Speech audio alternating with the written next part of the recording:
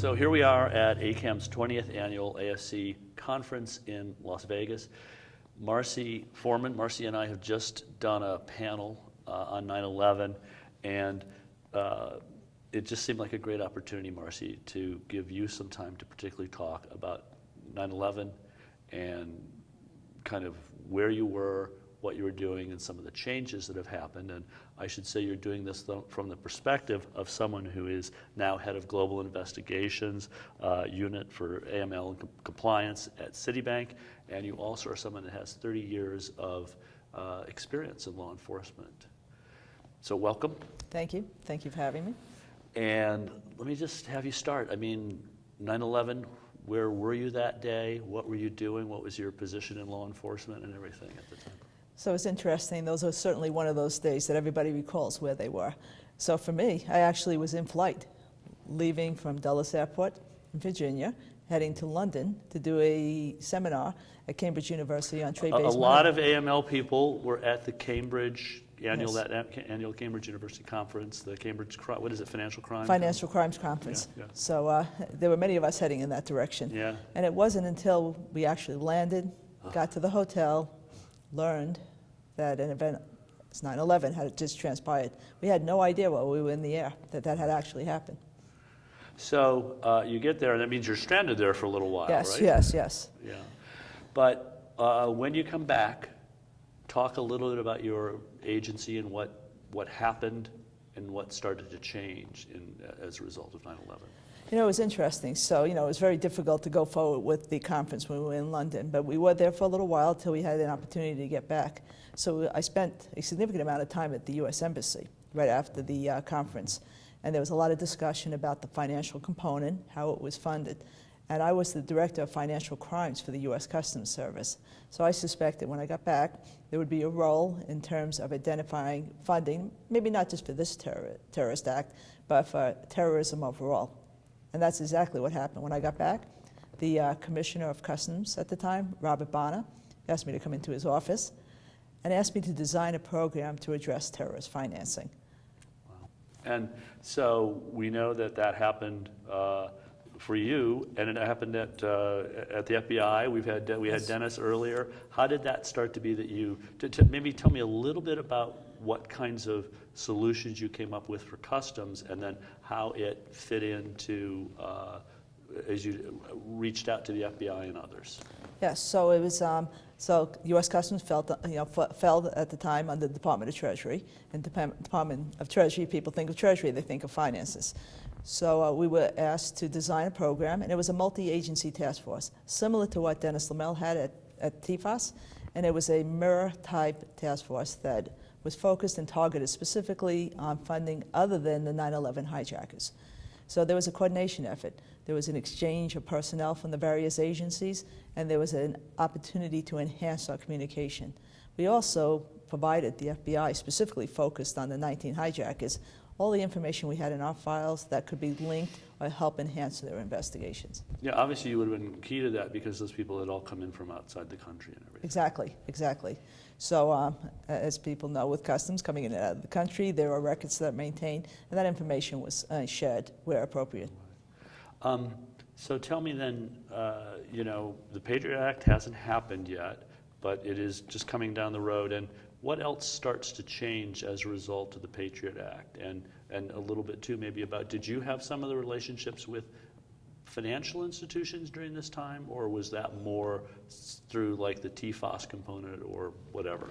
It was interesting. The U.S. Customs Service has always had, for the most part, for a long period of time, if people are familiar with the El Dorado Task Force in New York, a relationship with a partnership with the private sector. So that was an opportunity to enhance and leverage that partnership that already existed and to evolve it into the terrorist finance realm. So subsequently, when we became Homeland Security, it became Operation Cornerstone, which is a institutionalized program to conduct outreach and information sharing with the private sector. So, Marcy, when you think about pre 9/11 and post 9/11, particularly maybe after the Patriot Act was passed, how different a world was it? What's different? What was different about it at that time? Well, I think with the enhancement and the implementation of the Patriot Act, there was a legal framework that allowed for the sharing of information both between the public and private sector. Certainly 314A for the law enforcement community and 314B for the financial institutions. Even though 314B is a voluntary program, but it was a very instrumental program in allowing our ability to share information with each other. Well, and I mean, I think there's a lot of, we spoke about this during the panel, and a lot has been written about it. I mean, you went from law enforcement sometimes not sharing information, sometimes because of the legal confusion, and Yes. sometimes because of turf rivalry. Right. Both things I think are fair to say. And so that changed. And the 314B, we talked, and maybe you have a comment on it, it's still slightly, a little bit controversial. Like some institutions seem to be kind of lost about whether they are participating in 314B exchanges of information, and others are kind of leading the way. And I think some of the big institutions have ways that they're regularly talking to each other. And you put that into perspective a little bit. It's interesting. I think there are institutions that need to be educated on what 314B is and what the capabilities are. And it is a regulated program. Even though it's voluntary, I mean, there is a formalized process that's expected if you choose to volunteer in the program. But with that being said, it's probably still the strongest legislation in the world that allows for the sharing of information. Some of the challenges are, the lack of responsiveness sometimes from the institutions that participate. But for those that don't, there are many that do, and it helps complete the picture of things that you're looking at. So things that you may suspect are unusual may give you a piece of information that really solidifies your position. So I know you were obviously in law enforcement, but you probably have a sense now being in the private sector, what kind of controls became the norm, and then maybe even we'll bring it forward a little bit, like how do those keep getting fine-tuned? But anyway, what kind of controls became the norm at institutions to help spot terror funds going through an institution? So terrorist finance is very difficult, and I think often you hear that's like looking for a needle in a haystack. That's why public-private partnerships are so critical and important. That pieces of information, whether it's a typology or whether it's more specific than a typology, it's instrumental for the banks to have that piece, because without that piece of information, they could be looking for that needle in a haystack, where if you provide specificity, they could direct their resources to look in that area. So I think that is critical, and I think the enhancement and the promotion of public-private partnerships have really increased around the world, and the benefits recognized. And as we're kind of looking forward, and when you think about new challenges out there, one of the things that's certainly very much in people's minds right now is that there has been a rise of ideologically motivated violent extremists acting out, and a rise in this threat potentially, again, for real Islamic radical terrorism to be attacking the homeland, and given the fact that the Taliban is now in charge of Afghanistan. So when you think about those threats out there, are there kind of advice and things that you'd share with other people who are in your spot? Although there maybe nobody exactly in your spot, but with people that are doing the anti-financial crime stuff in financial institutions. Well, I always believe it's important to adopt lessons learned. I mean, we learned a lot of lessons from 9/11. The stovepiping of information is a bad thing. I think the parochialism on turf, and hopefully some of that is cracked, and there's a recognition that we have to all join together against evil, and this is evil. Mm-hmm. So I think the information sharing among the agencies, among the financial institutions, has been enhanced and has been recognized, the benefits. So hopefully that lesson will be adopted, and hopefully we'll never have to apply it to another 11 event. But we always have to be on our toes. The banks, law enforcement, we're all on the front lines. And we want to keep this from happening. And the best way is to make sure there is a transition of information and the efficient use of resources to address that threat or risk according to the information. One of the themes also at the conference here, we've had, this just has continued for ACAMS, a big turnout of Fintechs.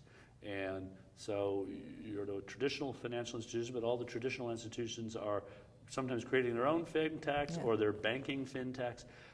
Any particular challenges that come to mind, or particular minding of transaction flow that arises out of some of the kinds of new payment systems and everything?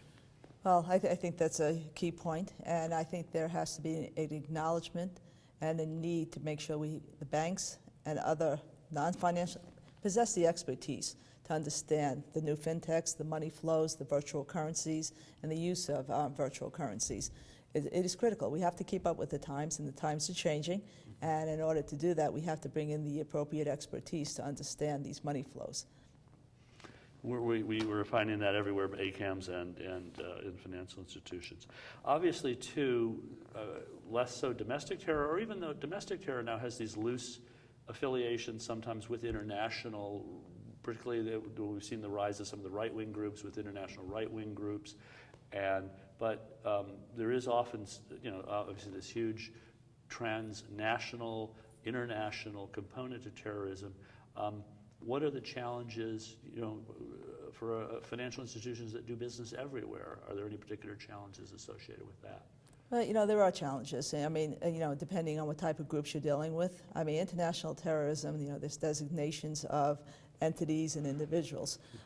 Domestic terrorism is a challenge into itself. It's what the governments define as domestic terrorism and classified as terrorism. So we want to make sure that there's a fine balance of people's rights and the designation, and if there's charges that are associated, whether they've been charged by the Department of Justice. So, and the worst thing you want to see is a conversion of these groups coming together for what they deem as their common purpose. So, I think that would be extremely dangerous if that was to happen. Yeah. So, we use the term war on terror. I mean, is it, as we look forward, and maybe you can. Maybe that's my final question, is something about how you see it all, but still, we use the term war on terror. Is it a war on terror, or is it now at this stage kind of an ongoing police action on terror or an ongoing preventative? How do we describe how we engage this part of the battle, and I'm using a war term, but this part of the fight against terrorism? It was a war when it was 9/11. I think everybody felt the need because they were so astounded and shocked by those events. And not that you ever take the element of surprise out of it, but I think you need to be prepared. I wouldn't call it a war or a battle, but tackling financial crime, whether it's terrorist finance or any other egregious activity, you have to be prepared. And in order to be prepared, you need to make sure you establish chain of communication and proactively go out and seek law enforcement if they're not seeking you, in terms of partnering together. So I think we need to look at it from a different lens than we used to look at. I mean, historically, banks, because of privacy, rightfully so because of privacy, law enforcement because of fear of leaks getting out there. We have to throw that out the window. We need a new approach, and we need an enhanced approach. And the best way to do that is to partner. So maybe we end on that note. That's kind of your optimism, is yes. Ongoing enhancement of the kind of public-private partnerships that we have. And what, are those some of the elements, or are there other elements in addition that give you some optimism about where we're going with this fight? Well, I think there are many organizations out there, from Wolfsburg to FATF, that are promoting conceptually globally the public-private partnership.